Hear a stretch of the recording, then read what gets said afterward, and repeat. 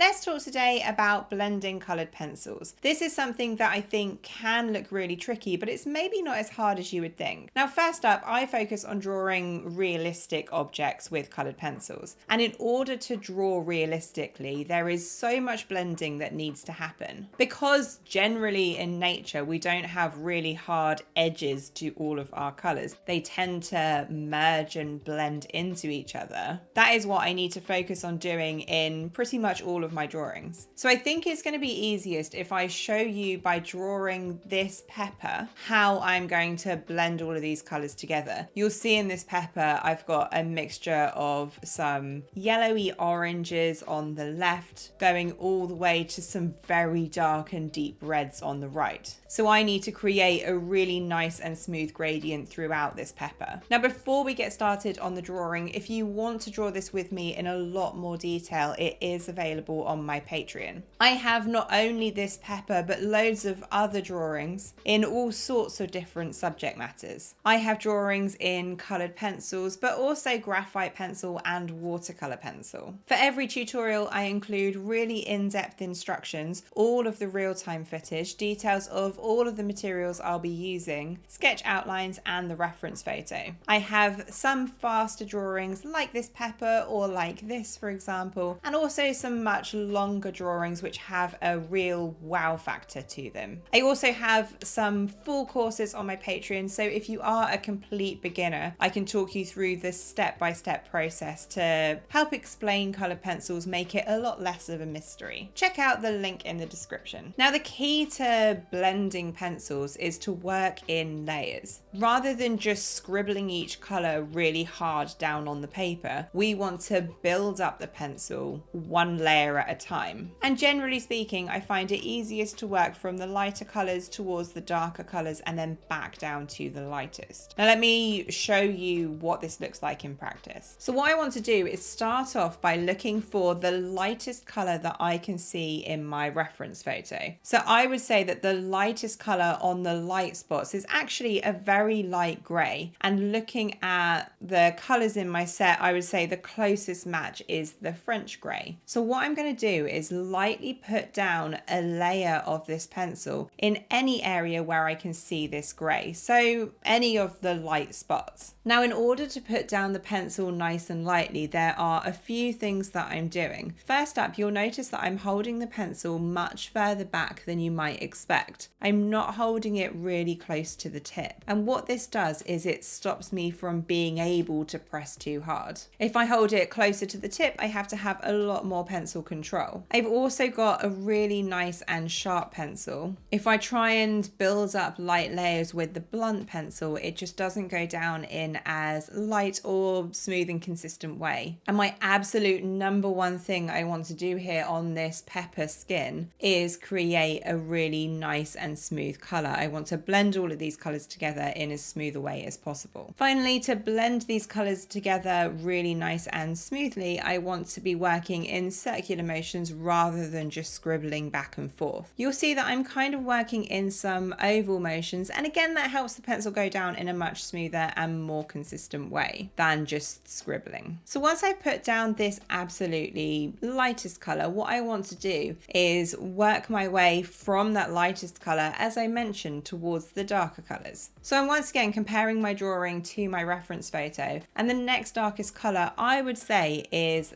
this very bright pink. And I can see this pink just around the edges of the lighter areas. So this helps blend these lighter areas into the much darker pepper surrounding. So I'm going to go over the top of that grey with this pink, still really lightly. You'll still see that I'm holding the pencil quite far back. And I just want to put a light layer of the pink on these patches, anywhere where I can see a hint of this colour, which is generally, as I say, around the edges. Now let's move on to our next darkest colour, and actually on the left hand side of the pepper it looks very orange where it's in a brighter patch of light. So I'm going to use this orange over the whole of the skin of the pepper. Now first up, note I'm using this in exactly the same way, holding the pencil a little bit further back, working in circular motions. I am being very careful as I go around the edge because I don't want to put this pencil on the background. And I just want to put put down a nice and light colour of this pencil over the whole of the pepper. Now I also want to be putting this orange over the whole of the right hand side. The right hand side of the pepper does get much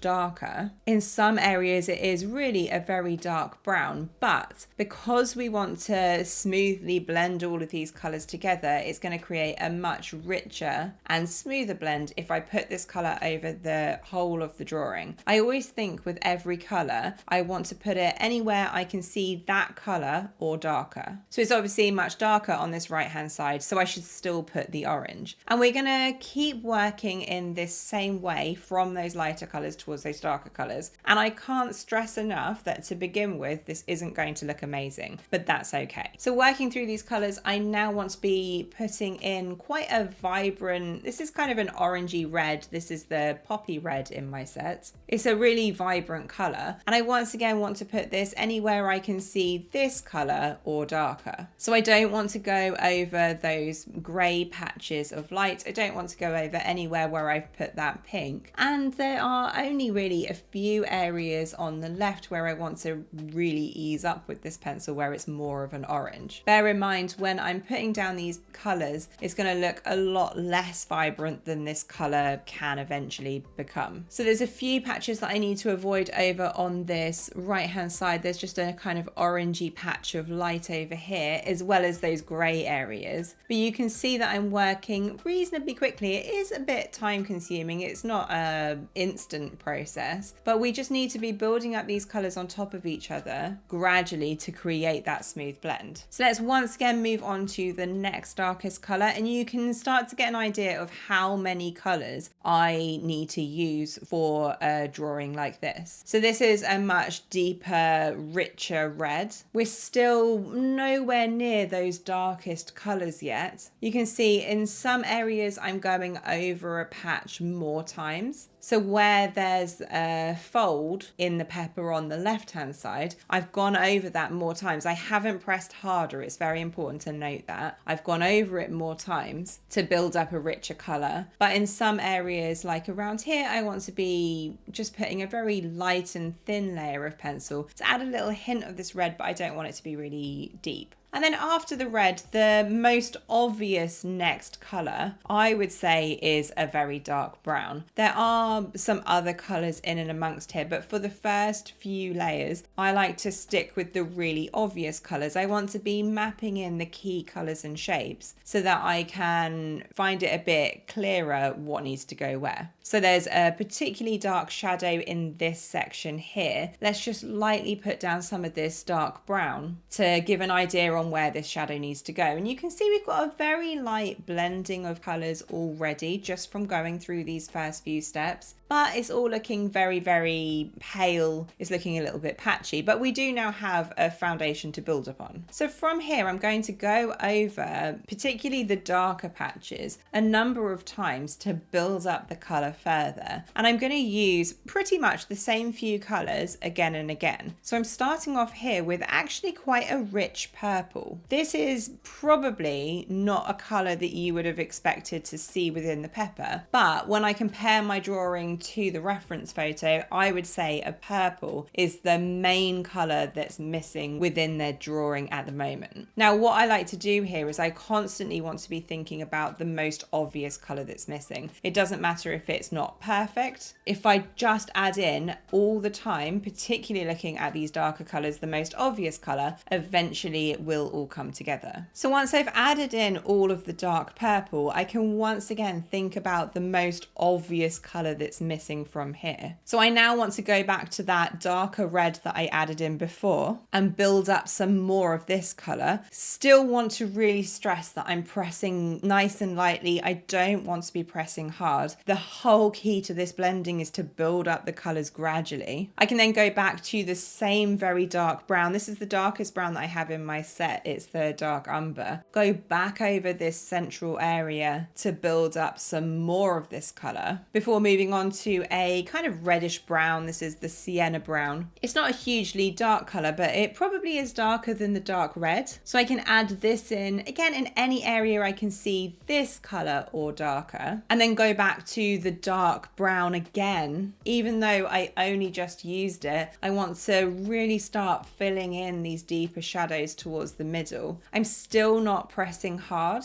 I'm maybe pressing a little bit firmer than I was before, but by no means full force. I do find the more pencil you put down on the paper, the slightly more pressure you need to add to get it to show up. But I absolutely want to stress I'm not pressing hard. I then want to go back to that dark purple because I think it's not looking rich enough now. All of that purple I added in is looking a little bit lost. And then I can once again go back to that sienna brown, that reddish brown. You can see I'm really just using the same 4 or 5 colors for these darkest areas to really try and get this matching the reference better. And hopefully you can see that by layering these colors up one at a time, it is building a really nice, smooth and blended pepper. So after going back to the brown here, I'm pretty happy now with these darkest areas. What I can now do is work my way back down from the darker colors towards the lighter colors. So I'm going back here to the dark red. And again, I'm still putting this everywhere that is the red or darker. So I'm really focusing on building up a lot of this red towards the darker patch on the middle here. But I will need to add some around the lighter left-hand side as well, before I can move on to that same brighter poppy red that I used earlier, going over all of these sections again. And then once I've gone over all of the poppy red, I can then use the orange. Now you'll notice that where we're going over some of the darker areas with the lighter colors like this red, it's not stopping those dark areas from looking very dark. What it's doing is blending and merging the whole colors together in a way that makes them look really nice and consistent. It makes it look like it's all one object, which is obviously what we want to be doing. I think the dark red, without putting this poppy red over the top, doesn't blend and match as well with the pepper as it should. But adding this poppy red over the top, you can still see the darkness of that red. It just matches this red a bit better. So then as I'm working towards the lighter colors, I can go back over the pink areas, so particularly around these gray areas here, go around the edge, and then that smooths and blends these areas into the rest of the red much better. And I'm also going to go back to the grey and again build this up a bit more. Now I'm generally happy with the pepper at this point. What I now like to do is brighten everything up. It's looking a bit scratchy. It hasn't got that really good glossy look. So I'm going to do what I did with the darkest colours, with the lightest colours. I want to be comparing my drawing to the reference photo and thinking about the most obvious colours that's missing. So on the pepper itself, it has, particularly on this left-hand side, a real kind of yellow look. It has got orange, but it's a much more vibrant yellow undertone than what I feel I've got at the moment. So I'm going to still lightly go over the top of these areas with this very vibrant yellow, and that helps brighten up and smooth out some of the areas on the left. I can then go back over this area with that same red that I've used a lot, that poppy red. It's still not looking vibrant enough, so let's build it up a little bit more. And as I mentioned, as I'm building up more of the pencil, I am at this point starting to need to press a little bit firmer. I really want to be creating a nice and vibrant pepper. Now I wouldn't say I'm pressing full force. I don't want to be in a situation where I can break my pencil lead, but I do want to put down a lot more of the pencil. And in fact, I want to tweak this darker area on the left. It's looking a little bit too scratchy, so I can go over this with this darker reddish brown again, building up more of this color. And as I get towards the end, you'll see that the more colors I add, particularly towards the end, it starts getting a lot more vibrant because we're starting to apply a little bit more pressure to get the pencil to be as vibrant as we would like. It really brightens up quite quick, I would say, at this point. So I'm using that darker red again before going back to that very deep brown, really applying some pretty firm firm pressure on some of the darker shadows down the bottom down here. And then at this point, I am pretty happy with the pepper, but it's still not looking quite smooth enough. So there's one more step I want to take here. What I'm going to do is go back to the kind of most obvious color on the whole of the pepper. So that is that poppy red, that kind of standard red. And actually what I'm doing here is, rather than just pressing super hard, I'm using this red